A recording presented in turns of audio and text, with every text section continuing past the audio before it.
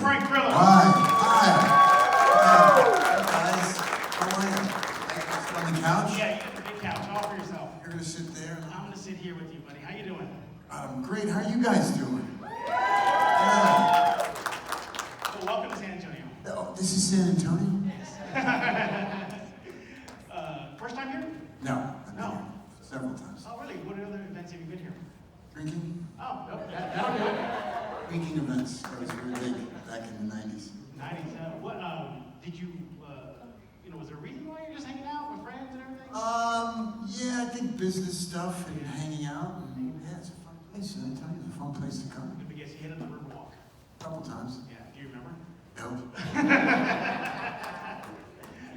What is it about San Antonio that you really like about it? Is it the vibe, the family atmosphere? I think it's the people. The people. It's a good kind of chill place to be. Coming from New York. Yeah. Yeah, it's a little different. Yeah. By the way, what's one thing you and I have in common? You were born and raised in the Bronx. Bronx. Yeah. I used to live out in Riverdale, so. You were a rich kid. That's what a rich kid. He's lying. Just so you guys know, I lived in the hood, and he lived where the rich. Your father probably had a job.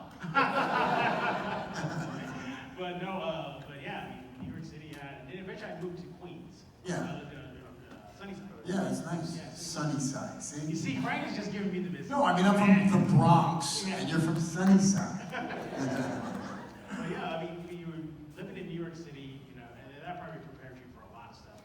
Trust me, I know, living in New York City there's a reason why I say if you can make it there, you can make it anywhere. Yeah, well, I mean, you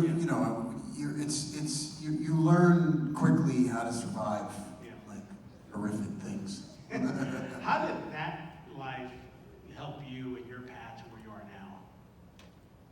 Well, I think I come from immigrant family. From my father's from Italy, and very kind of beyond blue collar, and there's just a certain way. It's very different today than being raised than it was back when I was. A very long time ago, and you just became kind of by 15 you were a man, and you were a man. You had to take care of yourselves. Absolutely, absolutely. And that's kind of the roles I do. It's all kind of very gritty, authentic kind of dudes. Yeah, exactly. Well, you were definitely nailing that out of the park. That's for sure. So, let me guess. You went to the Alamo yet? Have you done that? Been there, done that? Yes. Been there, done that. So you got the Riverwalk check. You Yep. got the Alamo check. Yeah. What about San Antonio's popular, famous Mexican food? Not there? No. Okay, there you go. No, I'm a weirdo with my diet. Okay. I don't eat a lot of food that's enjoyable. Yeah. And so I miss out on some good stuff. Okay. But I love Mexican food. Oh, yeah. Love. Yeah. Well, I'm pretty sure growing up Italian, your family must have made something incredible. Oh my dish. God, I know what I'm saying. yeah, all the stuff I can't eat now. Memories. Yeah. When I used to do this. Yeah. You've done the con circuit, whether it be today, Big Texas, others in the past, and everything. What is it about conventions and interacting with your fan base that just impacts you? That's a great question. It's rare that you get the opportunity to really understand what allows me to even do what I do.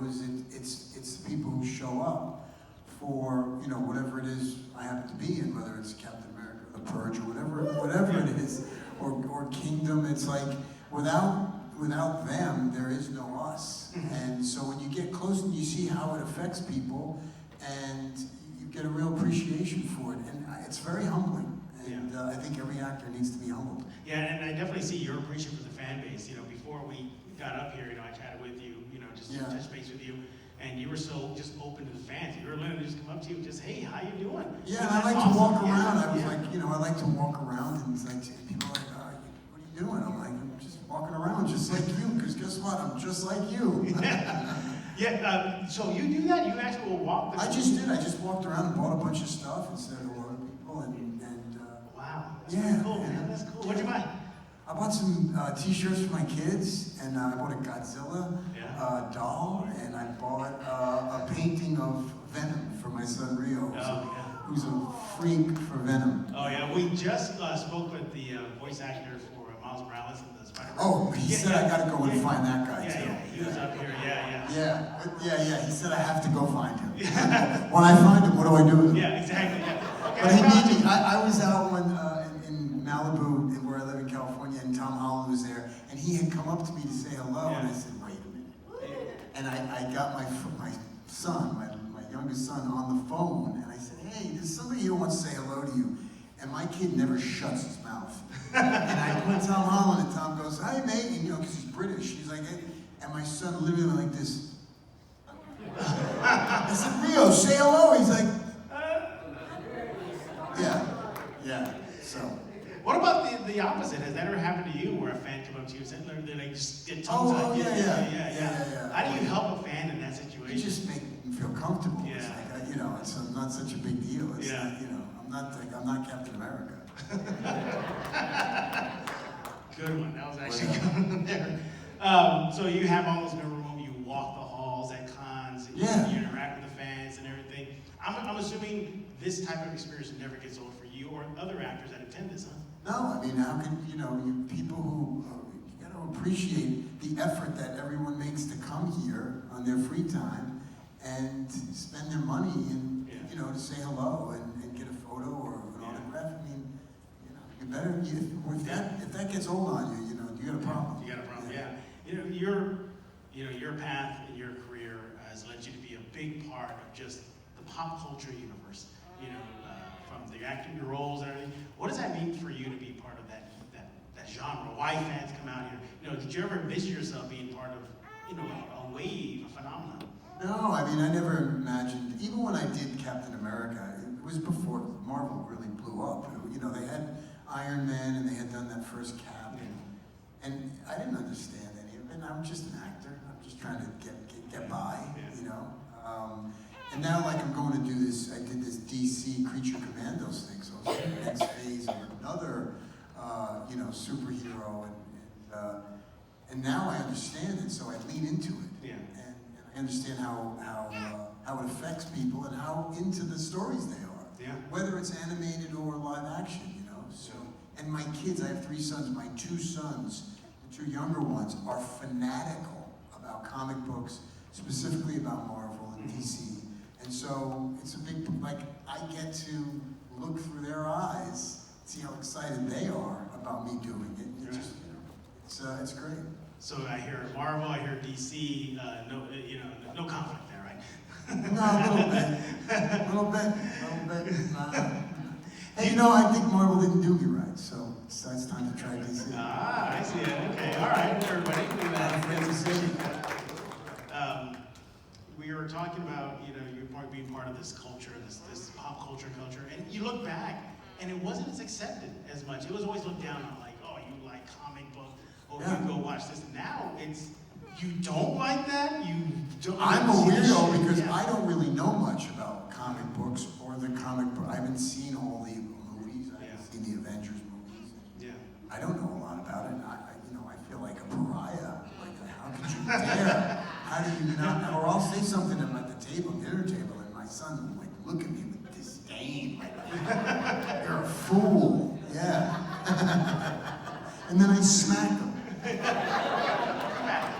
Yeah, it's a role. No, I hit him. I hit my children. I don't know. Yeah, it's just great to know that you're a part of this revival of the comic book genre, and it's here. You were a big part of it. Now you're shifting over now to your next. You mentioned the Creature Commandos things. So that's great to hear. And I really wasn't a big part of it. I mean, I'm lucky to be in it, but my character was. It's weird because if you count the screen time to how popular the character became. I mean, I wasn't really on screen that much. Certainly not as Crossbones. And I travel around the world making movies and stuff. And people come up to me, and I'm like, really, They believe. I think people think Crossbones was there longer than he was. Yeah. And that's where you really understand the impact that a character has. I wasn't going to do Avengers Endgame.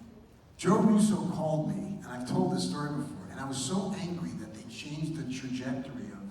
I wanted to be in more, and they called me to do Avengers Endgame. I'm like, no, I'm not doing it. And he's like, you got to do it. It's an iconic scene. It's part of the story. I'm like, nope, not coming. Wow. Wow. And I said, I'm doing another movie. I don't have to come. I'm not doing it. He goes, Grillo, you gotta come. Come on, what are you talking about? I go, nah, can't make it. And I hung up the phone, and my oldest son said, first of all, who do you think you are? No, this is how you do it. And he goes, you gotta do it, Dad. It's Avengers. And I have not seen an Avenger. I've never seen the Avengers. Not even the comic.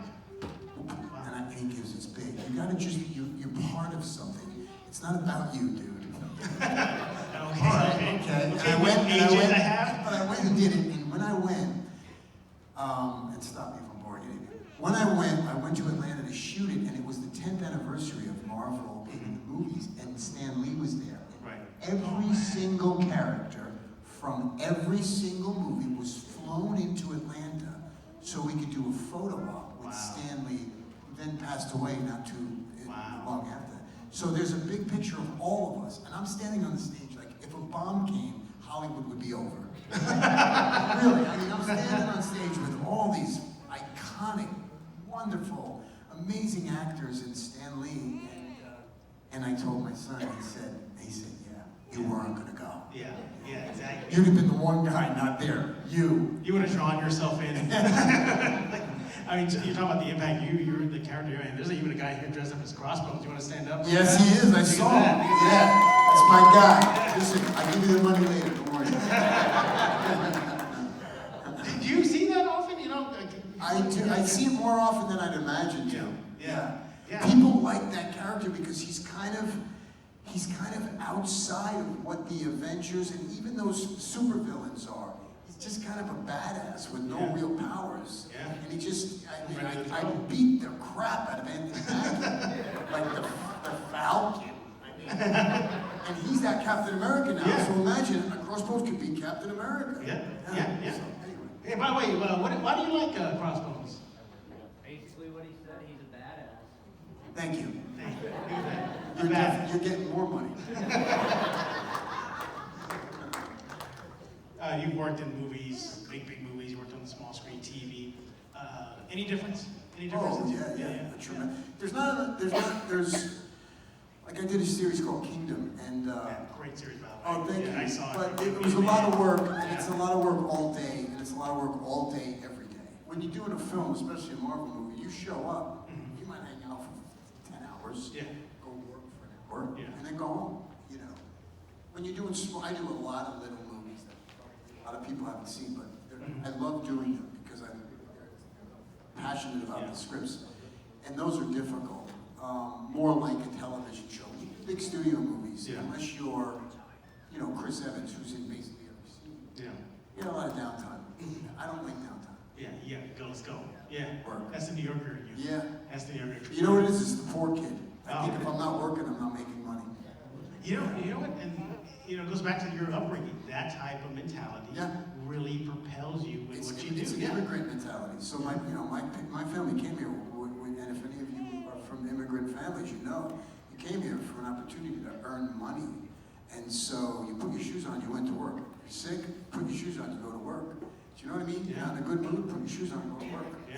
My father always did something. I don't know what he did, but he did something. He put his shoes on and went somewhere. He came back with a paycheck. He came back with a couple of shekels. You did an interview, and I was trying to look for it last minute. I just couldn't find it, but you did an interview in the past where you were talking about your philosophy on stage. And let me tell you right now, this is like a personal message from me to you. You said something in that interview that still lasts with me today. You said, do something different every day. Yeah.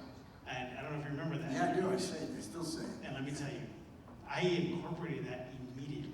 That's great. I promise, every day. Even before I came out here. Right. My girlfriend, she says, you're going to talk to Grillo? Yeah. Make sure you tell him what that Oh, that's you great. saw. No, I love to hear that. Anything I say, you know. Yeah. And you know, it's interesting because along the road of whatever career I have, my lifelong, you know, passion for fitness and the fight world and all that has really taken on a life of its own and has probably surpassed even. People are more interested in, you know, I'm 58 years old, so, you know, I stay in amazing shape for a guy who's 58 years old because I work really hard and I walk the walk. and people are interested. I think people want to stay healthy longer in their lives, and you know, it's possible. And I have a philosophy about it. And I won't shut up. No. Yeah, no. I trust me. I followed that. When you talk about that lifestyle, I'm all in. Yeah. I listen. And let me tell you, for guys out there especially, I train every day with professional fighters who are 24 years old. Pros, pro MMA guys and pro boxers. And they can't keep up with me. When we do strength and conditioning, they can't keep up, they get tired. And I'm like, you see, it's not really about age, it's about how you think. You know, where the mind goes, the body follows. And so in your mind, you have to stay a certain, you have to keep yourself a certain way. And I refuse to get old. It doesn't mean I won't age. I just refuse to get old. And so yeah, that's my jam. So you're pretty much. I'm 24. Yeah, that's what your body is. Yeah, you're pretty much 1-0 versus father time right now, right? You know, I gotta talk about your MMA training for Brazilian Jiu-Jitsu. You studied under Rickson, right? Rickson Gracie, before, I'll tell you how old I am. So I started training with a guy named Rickson Gracie, who was one of the greatest on the planet. Before there was something called the UFC. Get out. That's how, Wow. Yeah, and so they came to him to fight UFC 1. He said, no, Hoist will do it, because he was the skinny one. And we trained Hoist Gracie for UFC 1. My God, I'm so old. Was that in the gym near MSG 34th Street? That's no. That's you know what I'm talking about, right? Yeah, that's Henzo's gym. That's Henzo. That's an amazing gym. Yeah. Enzo has an amazing life and career, and he's brilliant. But this was on Pico Boulevard in Los Angeles, California.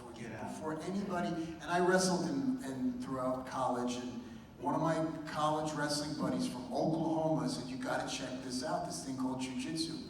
And I went and fell in love with it, and you know, the rest was history. Is there a fighting style that maybe you would like to learn? You know, I did a show called Fight World, which is a docuseries on Netflix. Oh, so thank It's you. available right now, everybody go check it out. I'm really proud of it. It's really about the culture of fighting. But you know, I've done everything. Really? I've dabbled in everything from, you know, with the great, I did Muay Thai with Burkau, who's the greatest Muay Thai fighter that's alive now. And I've done, you know, I've done Letway, which is basically Thai boxing with headbutting. I've done African wrestling in Senegal. I've done all kinds of things. And yeah, so you know, fighting, the culture of fighting, why people fight, and what it takes to be a fighter, whether you're in a ring or on a mat, has always been so, I'm fascinated with the mentality of that. Because human beings are really, you know, cowards by nature. I mean, we're born, you know, to run away. And so when somebody does it, and they're able to kind of maintain some semblance of, you know, keeping their mind together while in a situation like that, I find it to be amazing. I tried the Henzo one. I was a Henzo for about a year. In New York? In New York. The one there in the Madison Square Garden. Yeah, that's famous, that gym. Went in there, and let me tell you, it's a little intimidating at first, because you saw them rolling.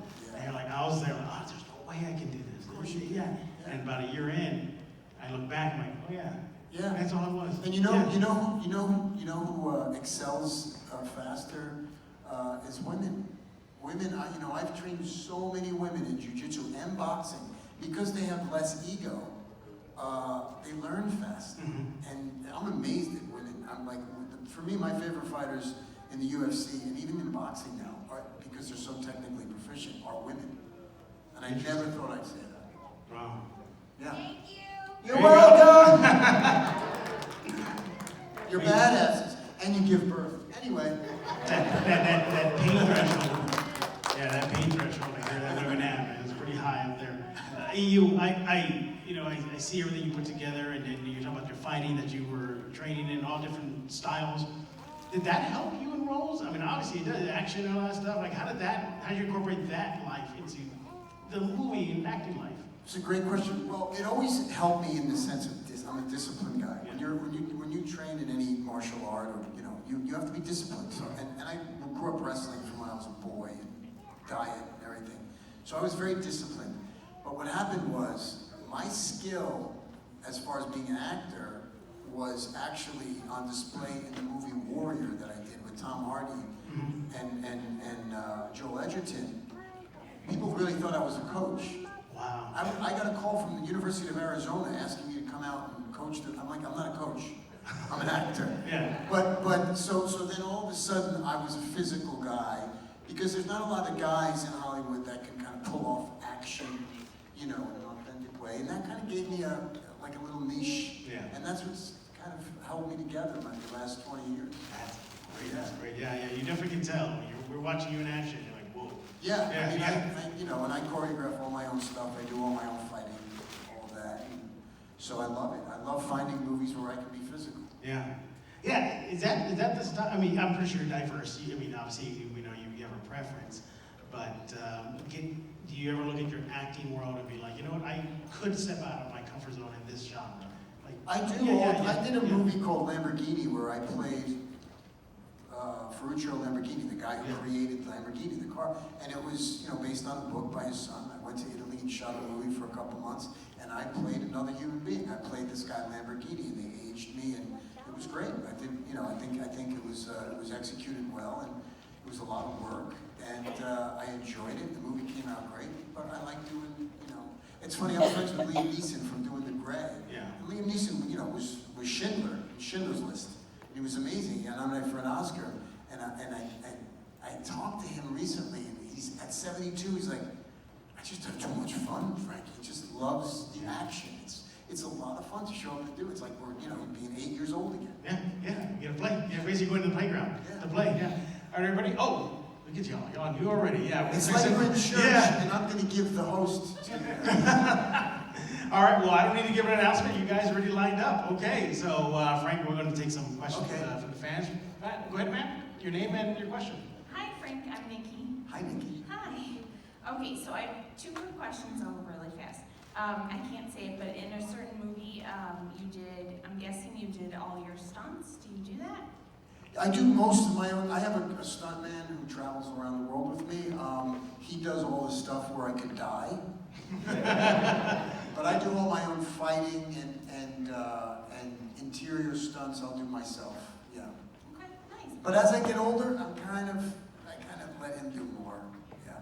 Well, you don't look your age. Well, thank you. You're welcome. Okay, huge fan of you and your mentality. But if you were offered a boxing movie or MMA, would you still accept it? No, I think at this point I've done enough of things between my show Kingdom and the movie Warrior. I've done enough things in that kind of world, unless it was something really special. I do get offered all the time movies to play the coach, and I'm like, I did that, and I don't think it's going to be better than Warrior, so I'm good, yeah. So no more coach. Probably not, unless Martin Scorsese has an idea for me. I don't know. Awesome. Okay, thank you so much. Thank you. I would think that competitive driving you would kick in. Like, yeah, I'll take it on a roll. All right, sir, go ahead. Hey, Frank. Hey, brother. And like we talked earlier, Yep. guys like you, what I do for a living now, that escape after all the trauma that I see is enormous for me, and I appreciate you doing that. Thank you, man. That means the world to me. It helps me escape. That's great.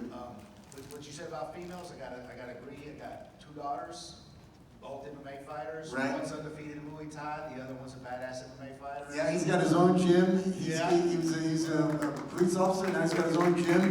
He knows what he's talking about. Yeah, dude, for real though. And, That's great. I've never seen anything in my life as real as the Kingdom. Oh, thanks. That's Yeah, real. we tried. That's real. We tried hard. In fact, in Kingdom, I fashioned my character, Alvy, after my buddy Greg Jackson from Jackson Wink MMA. Greg Jackson probably is the winningest coach in UFC, from John Jones to George St. Pierre. And I lived with I lived with him for 2 months down in New Mexico, and then I hired him as the coordinator. So he was up with us all the time, and he would yell stuff while we were shooting. He'd yell things to say, and I would say them. So we try to keep it as authentic as we could. Like I said, the line of like, we're allergic to money. We're allergic to money. My God. it was verbatim. I love it. Hey, seriously, thank you, man. Thank you. I really appreciate you. Thanks, bro. Awesome question. All right, up next. Yeah. Yes, sir. Go ahead. You're good. Hi. Hi. Welcome to San Antonio. Thank you.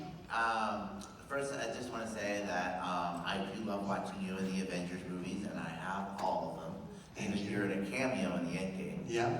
I have two quick questions, but they're not about acting, I promise you. Okay. Okay, the first one is, do you have like a favorite genre of music that you listen to in your spare time? Music? Yeah, like something, oh, this feels relaxing, it feels I listen to a lot of classical music, a lot of Bach and Beethoven, and I also love Led Zeppelin. So, Yes, sir. You know, for a while, San Antonio, or like in the 80s, late 70s, was considered the rock and roll capital. was it really? Yeah, for a while. Really? It really was. It shifted, I don't know if you remember this genre called the Hama music. Yeah. Yeah, now it's Right. that. But it was a good 10, 15 years where it was considered the spot to go for. To go for rock and roll. Like, Wow. It was there used to be an old arena in San Antonio called Hemisphere Arena. Yeah. The last act in there was by Van Halen. Really? They did the last act before they tore it down. So they don't make bands like that Yeah, anymore. yeah, they don't, yeah. Okay. My second question is that usually on my free days, I'm a gamer. I like to watch TV and stuff. Is there like I don't know if you play video games, but is there like if there's like a certain video game you love, or a favorite genre, or like a favorite TV show? Like when you wake up, you be like, oh, my show is on, and I'm really excited about this. You know, I wish I did, and I don't watch, and it's not like I'm a big reader. I don't watch television ever. Like, I got 3 kids, I'm a single father. I'm on the road a lot, and so if I'm not with my kids or working, I'm on my dirt bike in the mountain by myself. I got 2 Cane Corsos, so I spend a lot of time alone with my dogs if I'm not with my kids. And I don't see very many movies anymore, and I don't watch anything. I just like being out and moving. Yeah. Okay. Thank you.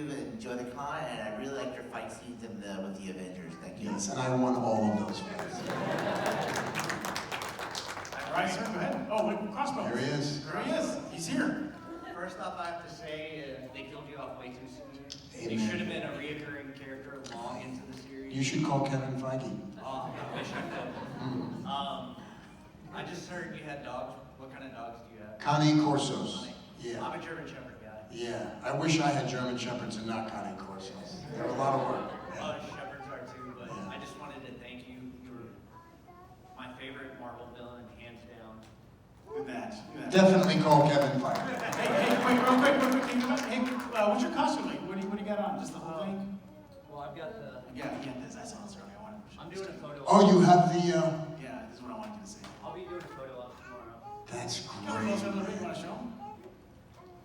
That is great. Yeah, I remember the I day. yeah. I remember the day they came with fitted us with this. Yeah. Any memories there? Oh man, good memories. I beat up Chris Evans. He was crying. He was almost crying. He's like, Grillo, what are you doing? I'm rich.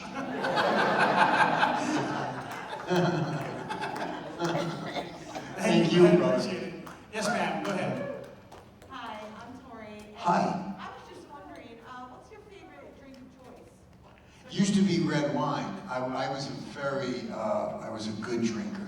And I was a collector of red wine, like old world Italian, French red wines. But I stopped drinking about a year ago. And now my favorite drink is tea. I drink English breakfast tea with honey and milk. And I'm that guy. Yeah. All right, thank you, ma'am. Good question. Yes, sir. Go ahead. How you doing, Frank? My name's Frank. I know you. My guy. Yeah. Frank. Like we spoke earlier, man, I just want to say thank you so much. You know, I've been watching your podcast and stuff like that, and especially, I'm 45 years old, man, and growing up the way that we did in a Latin household, we don't talk about our feelings or problems or Yeah. anything like that.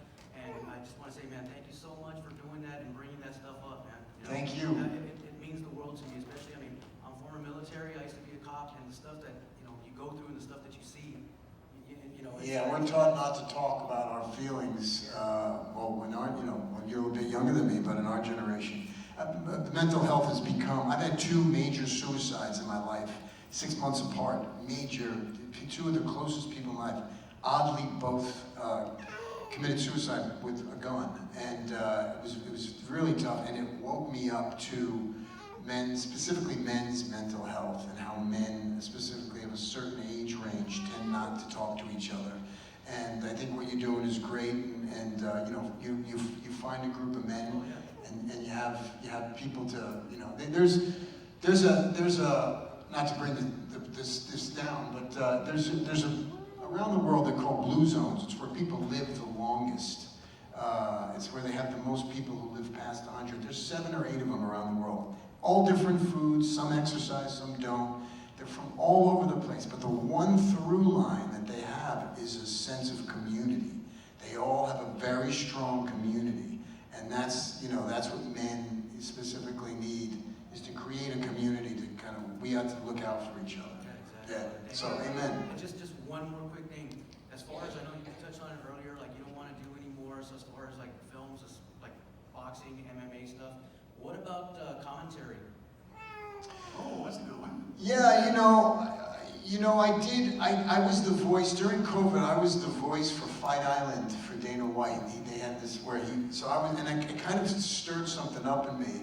And so that might be something, you know, as I get hired less as an actor, that might be, you know, who knows, that might be something that I'd be interested in doing. I appreciate your time. It's Thanks, an honor and brother. pleasure to meet you. Thank you, brother. Appreciate you.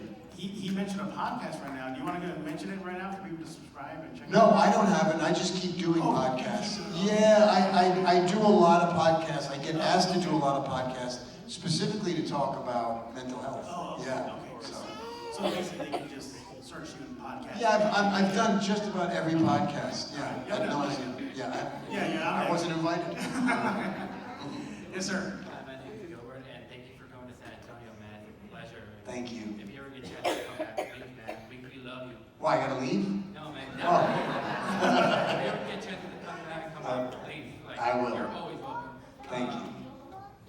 As a film major, I always look into like things that nobody's ever think of. So what can you say for the other unsung heroes in action films, such as the stunt coordinators, the stunt men, the stunt directors? Because I look at this, I'm like, nobody talks about these people. Well, it's funny in Hollywood, you know, you get guys that do action movies and they forget that they really aren't the guy doing the action. Because that's a lot of the movies, they don't do the action. And like I said, my stuntman, Greg Fitzpatrick, who's been with me, we've been together for 10 years or so.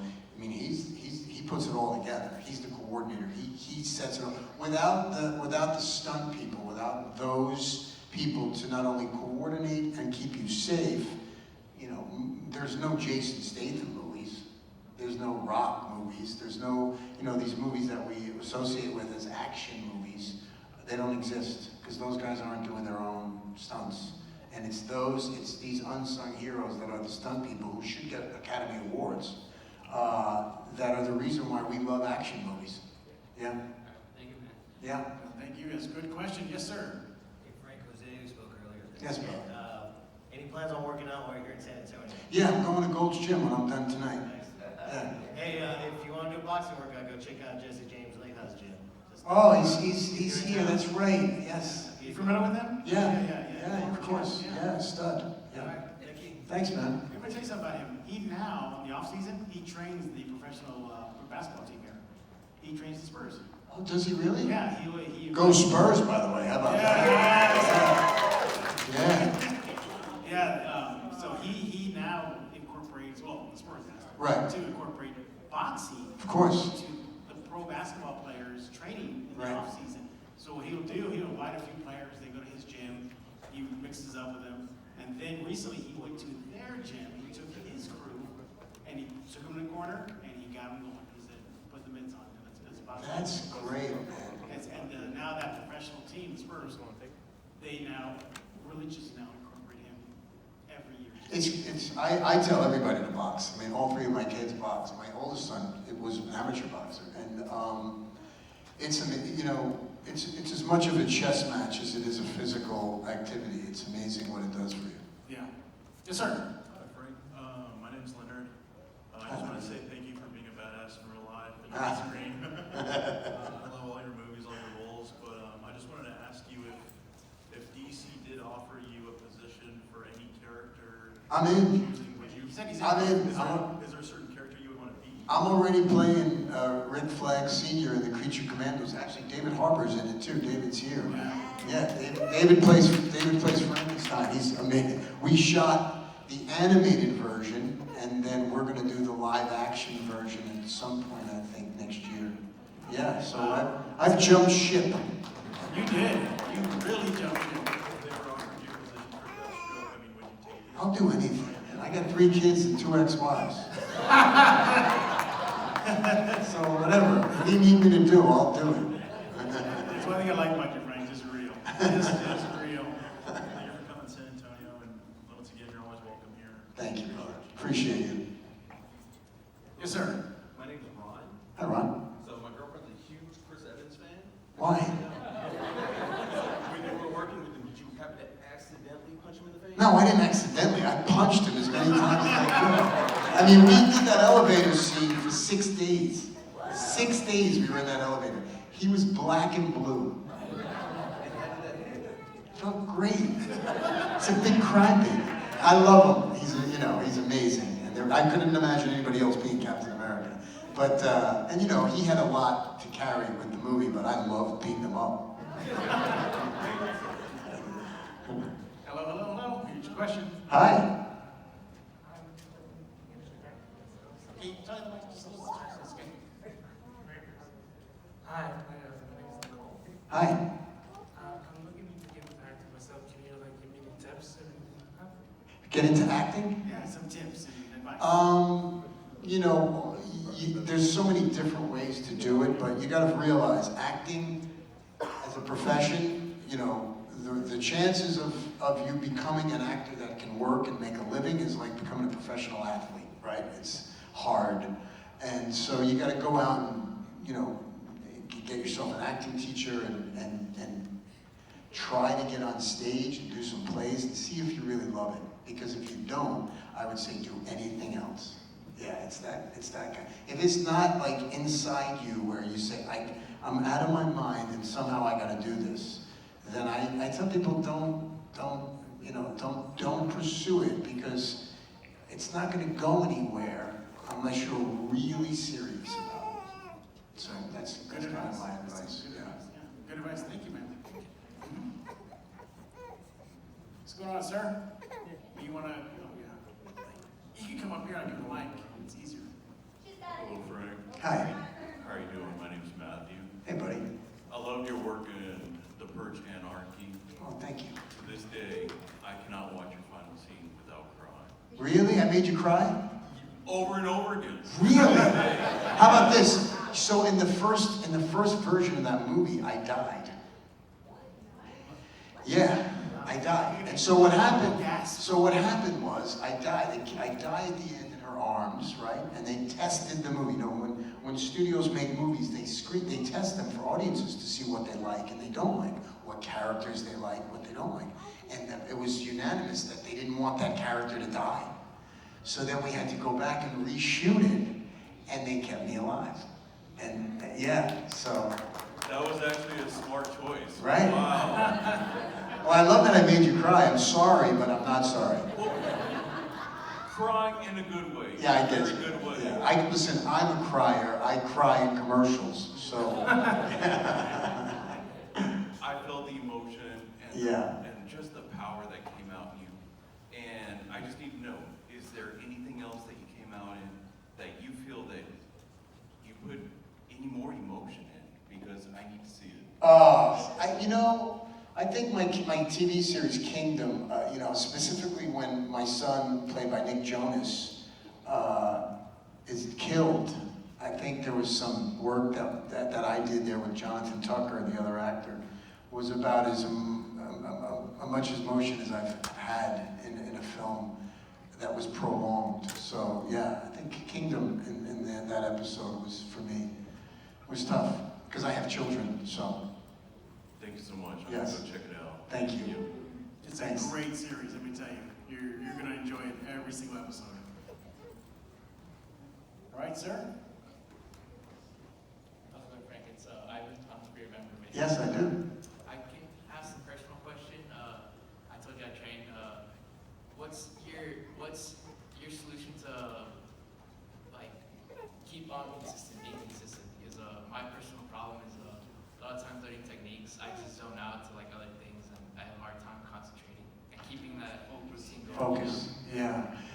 it's interesting. I have ADHD, which I've passed down to my children. As a nice guy. And so I have focus issues as well. And for me, I've developed a couple of ways that if my mind starts to wander, I recognize it. Then I stop, and I don't try to get right back into what I was doing. I take 10 seconds, I breathe, I recoup, and I go back. But I've trained myself to be aware of when I start to fade. And it's often. And so I gotta stop, compose myself, and then get back into what I'm doing. Whether it's training or reading a book. Like for me, if I'm reading, all of a sudden I'm thinking of my girlfriend in the 9th grade. Like I'm somewhere else. You know what I mean? And I have to compose myself and get back and do that. But that's, you just have to find what works for you to keep yourself focused. Because without focus, it's pretty hard to get anything accomplished. And, now I've got 3 kids. They all have ADD, all of them. I think everybody has ADD. And, I'm always walking around going, oh, come on, focus. And that's not what you should do. Thank you. I came to this Comic-Con just to see you, man. Oh, thank you, man. That touches my heart. I follow more so in your life, like outside of acting, and I've tried to live by it. Thank you so much. Keep going. It all clicks in at some point. Yeah, it does. Consistency that's been the hard time. Yeah. Thank you. Good question. We have about time just for about 2 more questions. Oh, we can't let them sit down. Okay. All right. Well, Frank's down then. Yeah. All right, Frank is down then. Okay. Thank you, Frank. Yes, ma'am. Hi, yes. My name is Jenny. Hi, Jenny. Just like the previous speaker said, I came here specifically for you. Oh, I love you. And I drove 500 miles from El Paso because I'm currently mobilized to Fort Bliss. It's like I'll make the drive because I really want to meet Frank Grillo. Oh, that's so nice. Thank you. I hope I don't disappoint you. That really puts a lot of pressure on me. So, in a world where everyone is so shady and two-faced, I absolutely love how authentic and genuine you are. You're straight to the point and direct. You don't hide behind anything, and I love it. Thank you so much. And then also, I do feel like they killed Crossbones too early in Marvel. So I'm part of a small community online that does text-based role-playing. Right.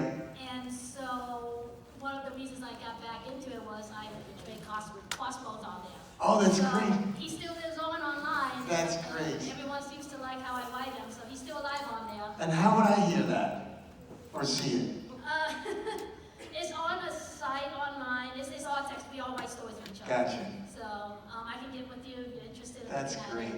And then the only question I have is, with your very busy schedule, what is your sleep schedule like? How much sleep do you get? That's a great question, because I want to tell you what's more important than breathing is sleeping. I sleep no less than 8 hours a night, ever. And I make sure, no matter where I am, that I sleep 8 hours. And I sleep like a baby.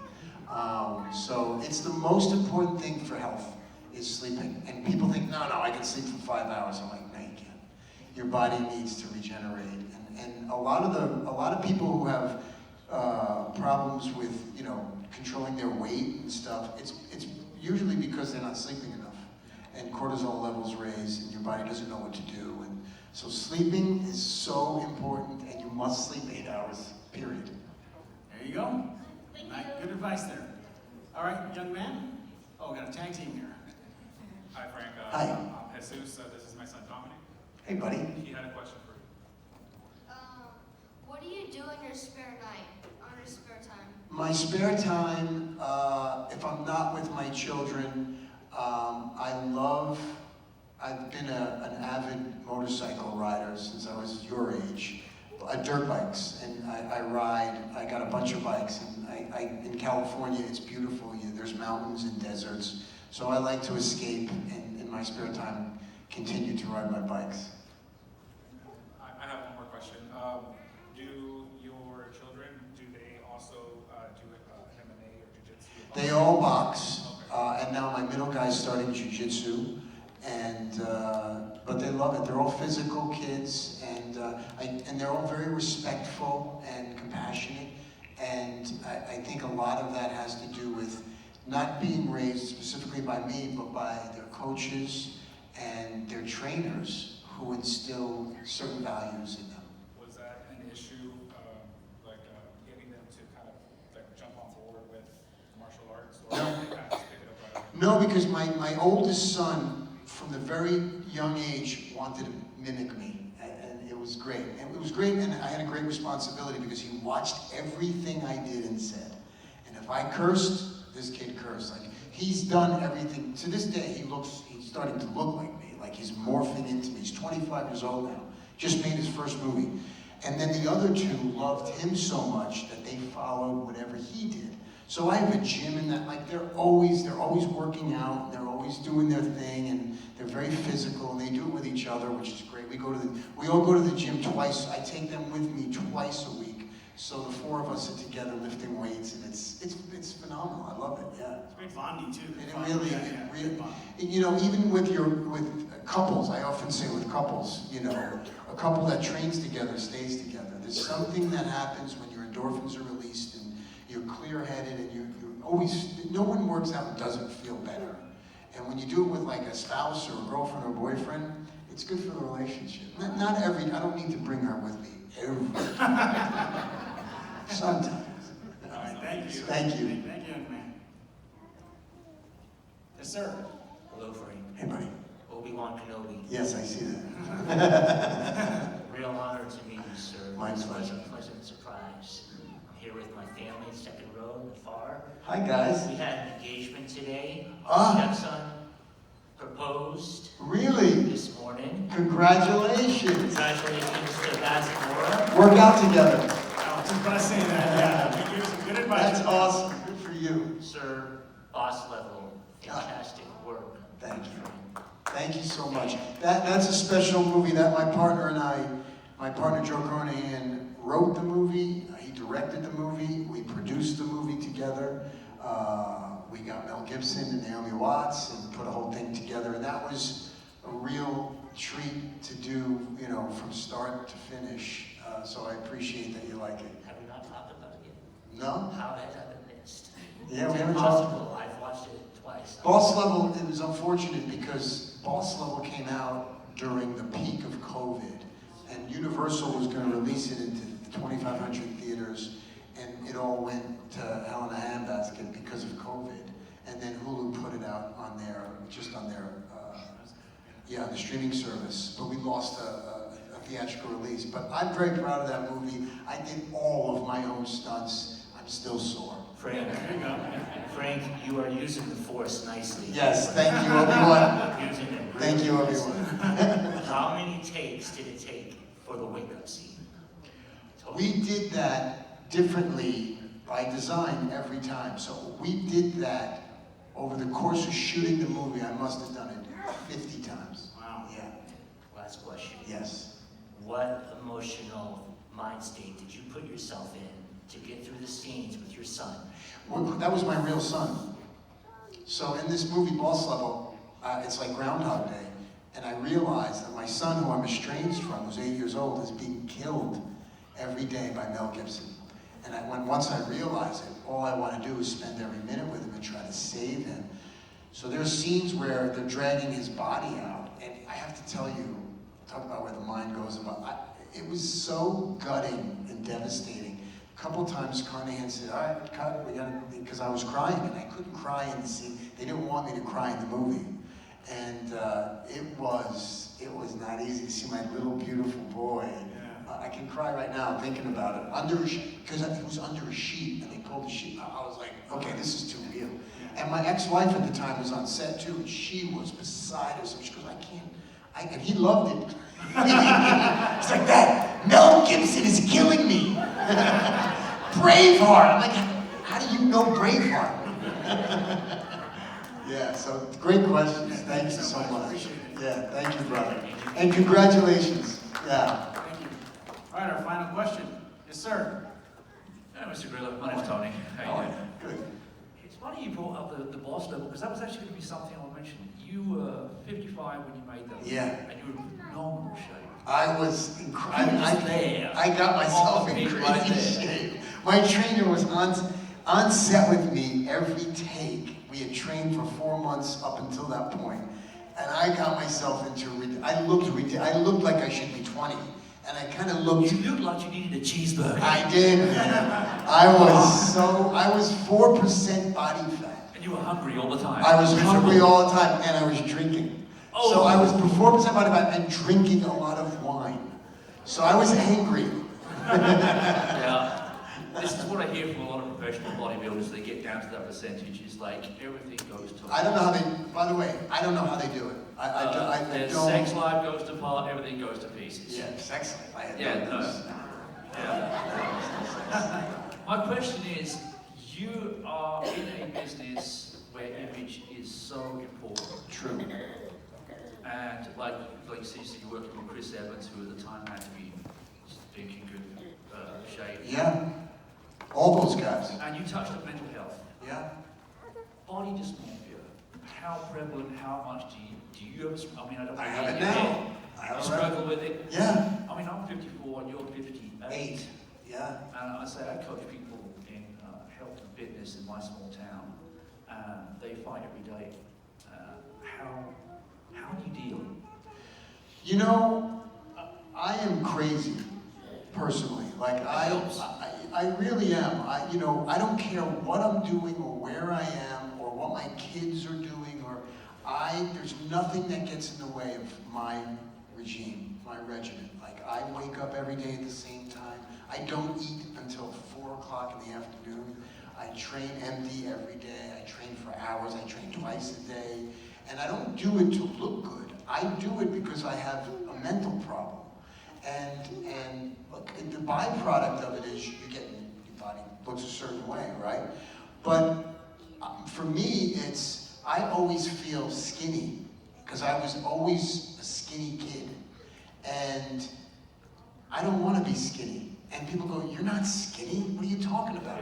And so I struggle with being skinny because for me, when I was young, I'm only 5'10", and so to be skinny meant I was invisible. I was little and skinny. It's too much. You should try being 5'4".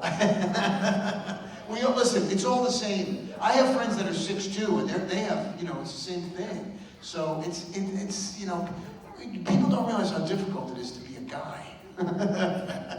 Well, it's the expectations of social media Yes. and the movie business. Yeah, But I'll tell you, it's not real. having trained and having now known I've been in this business a long time, that people don't look the way you see them in magazines, men or women. I can promise you, they look 40% different than when you see them in magazines. And so I take great, solace in knowing that they don't look that good. So I don't have to really look as good as I think I do. Yeah. Good question, sir. Thank you. Thank you for your time. Thank you, brother. So, Frank, I'm assuming your booth is still going to keep on going, your autograph booth and all that stuff, yeah? If anyone shows up, Yeah. if no one comes, I'm going home. Well, his booth is open. It's available. Autographs, the whole shebang, right? Or just come by to chit chat. Or come by to chit chat. Yeah. Or bring me something. I don't know. Frank, we appreciate you. No, I appreciate you guys San Antonio. coming here and listening to And me. thank you for taking everybody's questions. Yeah, that's what we're here for. Yes, sir. Mr. Frank Grillo, everybody. Thank you, guys. You guys are awesome. Thank you.